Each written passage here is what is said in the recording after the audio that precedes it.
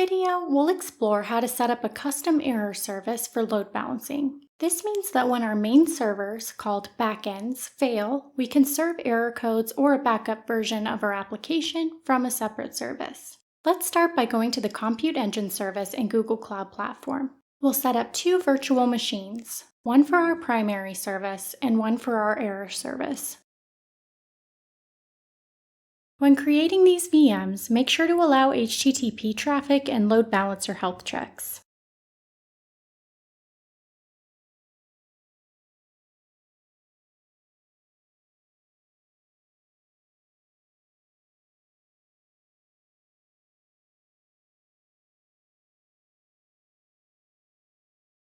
Now, let's clarify what we're trying to achieve.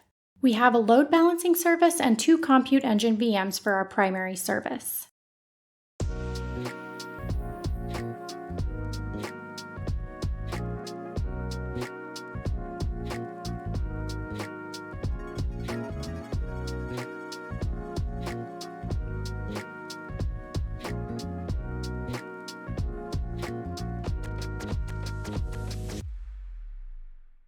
Normally, we'll serve our application from the primary service. However, if the primary service goes down, we'll redirect traffic to our error service. This redirection happens on a per-request basis. Before we set up the load balancer, we need to create unmanaged instance groups. Go to the Compute Engine page and find the Instance Groups section.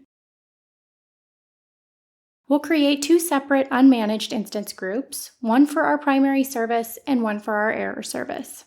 An unmanaged instance group allows us to manually add VMs to it. When setting up these groups, make sure to configure port mapping for port 80, which is the standard port for web traffic.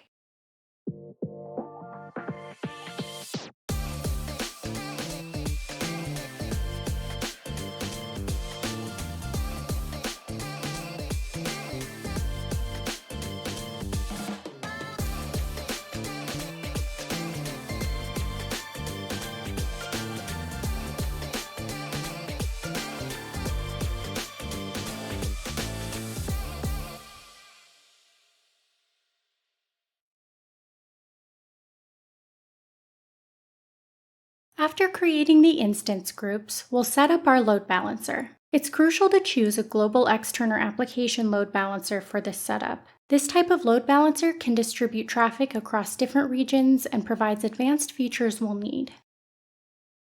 For the load balancer's front-end configuration, we'll keep it simple. We'll use an ephemeral IP address, which is a temporary address assigned by Google Cloud. We won't set up TLS for this demonstration, but in a real-world scenario, you'd want to use TLS for secure connections. Next, we'll configure our primary backend service. Select the instance group we created earlier for our primary service. The balancing mode isn't important in this case because we only have one VM in our primary service group. However, it's crucial to set up a health check. We'll call it primary check and configure it to make an HTTP request to port 80 at the root path. This health check will regularly verify if our primary service is working correctly.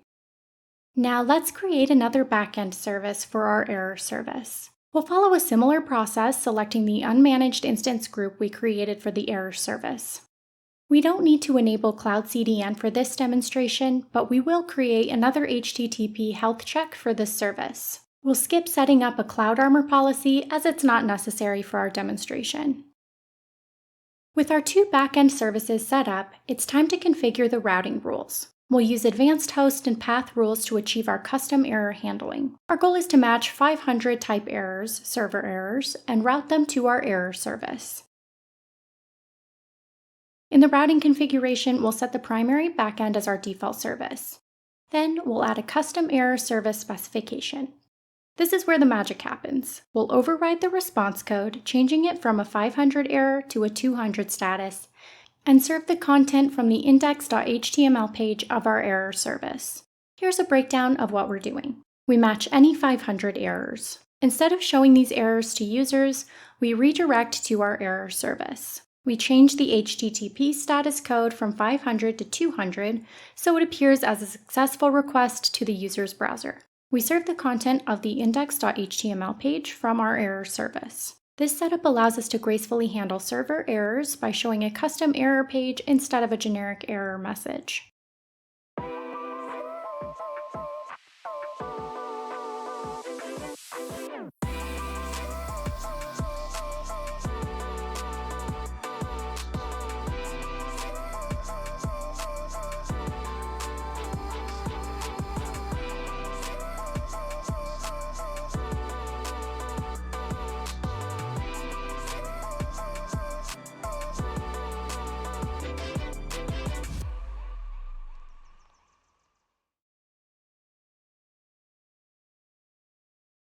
After configuring these rules, we'll create the load balancer.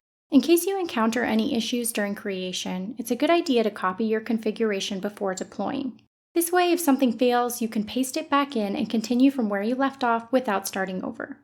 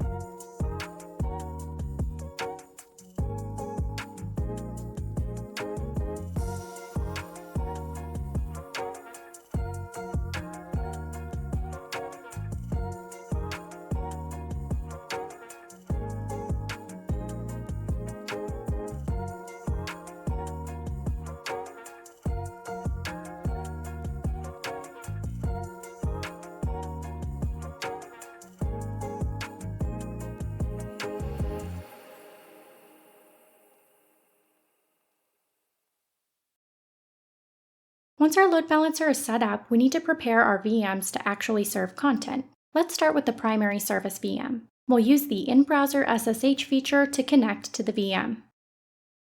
First, we'll update the package list with the command apt-get update. Then we'll install the Apache Web Server using apt-get install Apache 2. Apache is a popular and reliable web server, making it a good choice for our demonstration.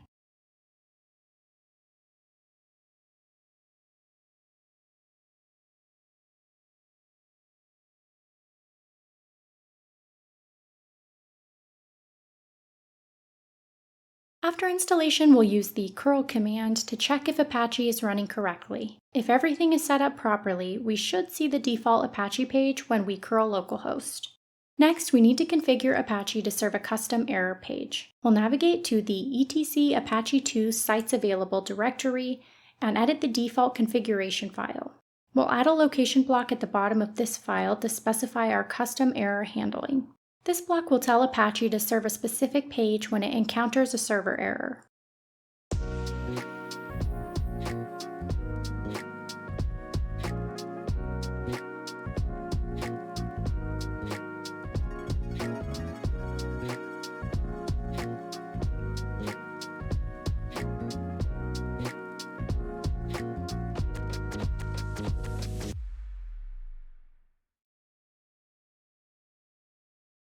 When editing the Apache configuration file, it's important to use sudo to gain the necessary permissions. If you forget to use sudo initially, you can copy the changes you've made, open the file again with sudo, and then paste your changes. After making these changes to the Apache configuration, we need to restart the Apache service for the changes to take effect. We can do this with the command sudo systemctl restart apache 2.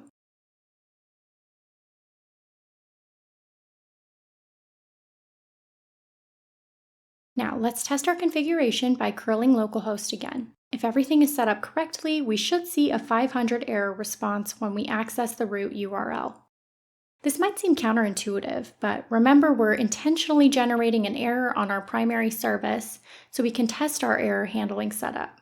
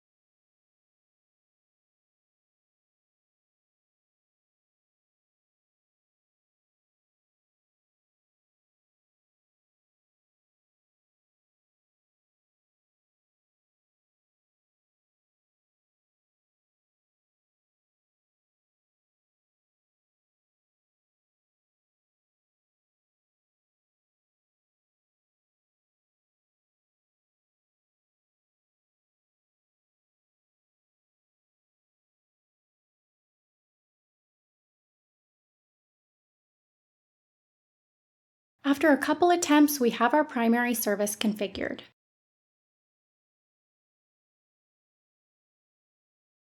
Let's move on to setting up our error service VM. We'll SSH into this VM just like we did with the primary service. We'll follow the same steps to install and configure Apache.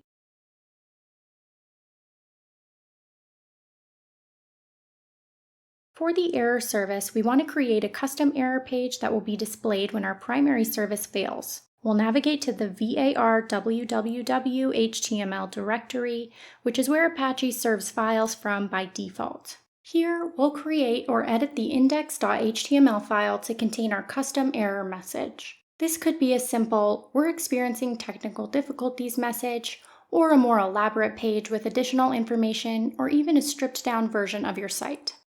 Now that both our primary and error services are set up, it's time to test our entire configuration. We can do this by accessing our load balancer's IP address in a web browser.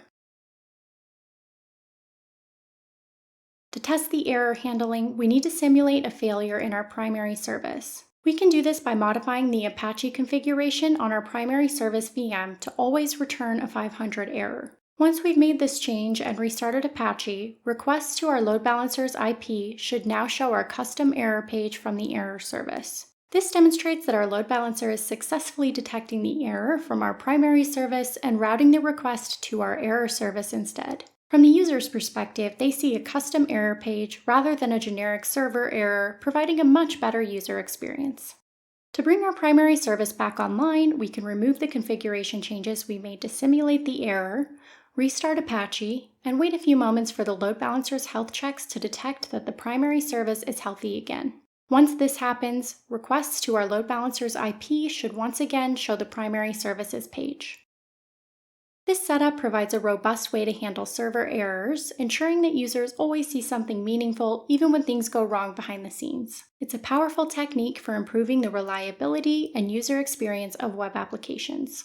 As usual, we'll include the diagram file in the video description for your reuse and revision. If you'd like to support the channel, get a free trial of our new design tool in the description and let us know what you think. We'll keep an eye on the comment section for any questions and want to thank you for watching. Please enjoy responsibly.